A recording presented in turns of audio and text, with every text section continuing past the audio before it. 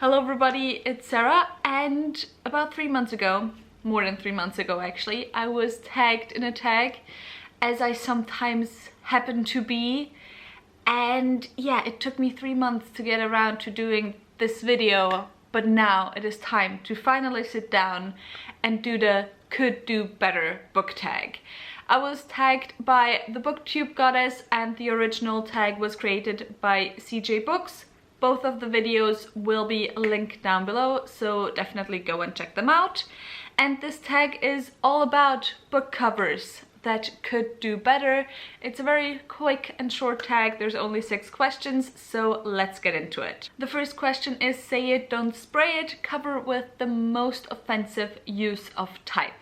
And I gotta be honest, with all of these questions, I had a really hard time choosing answers because I found that most of these questions do not really, cover any of the books that I read or the type of books that I read. I am someone, I don't really care all that much about cover, gotta be honest.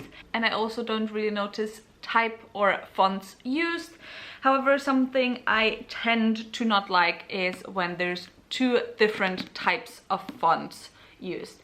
I don't know if you can see it here, but the off the is kind of written in a different type than Daughter and Forest. And yeah, I'm just not the biggest fan of that, especially since a lot of times like part of the title will be written in this really bold type of font, and then the other part of the title will be written in a more delicate type of writing usually, and I'm just not the biggest fan of that. Question number 2, she's serving Reese's Book Club, cover with the most commercial book club energy. And for that, again, I don't have a lot of covers with the type of energy because I mostly read high fantasy and I can't think of covers off the top of my head if I haven't read the books. But yeah, for that, the book I ended up choosing was Black Sunday by Tola Rotimi Abraham. This is an amazing book by a Nigerian author and it's set in Lagos. But yeah, the cover gives me book club vibes because when I think of book club covers, I tend to think of very bright covers with a lot of different colors, which here definitely is the case. You have the orange that's kind of clashing with the pink, that's kind of clashing with the green and the blue in the a novel part of the cover. And yeah, also the fact that it says a novel also gives me book club energy.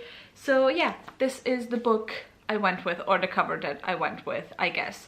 Actually, there is another cover of this book that I don't remember what it looks like right now, but I believe I actually enjoyed it more than this cover. However, this was the one that I got. Question number 3 is yes girl, give us nothing. Cover with seemingly no energy put into it, and for that I have 2 answers. The first is the Reclam version, or these Reclam versions of, just classics in general. And these are kind of the German version of books that are put out by a publisher that will then often be used in school and stuff, for the very simple reason that they are very cheap. They're kind of the German version of the Penguin Popular Classics library editions that you can see back there.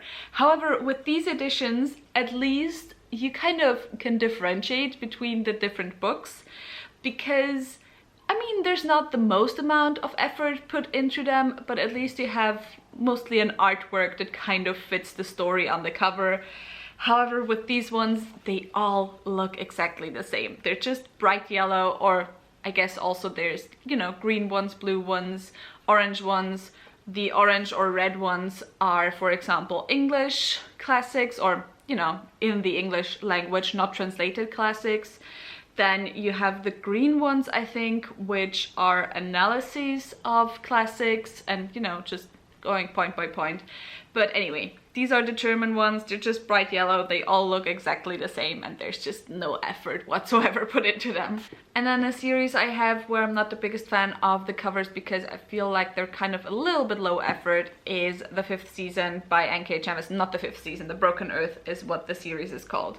I do quite like the cover of the second book, but the first and the last book, I don't know. It kind of fits the series, I guess. but I just prefer illustrated covers rather than just random, you know, parts of a wall. And yeah, it just tells me nothing about the book, it tells me nothing about the story, and it feels a little bit low effort to me.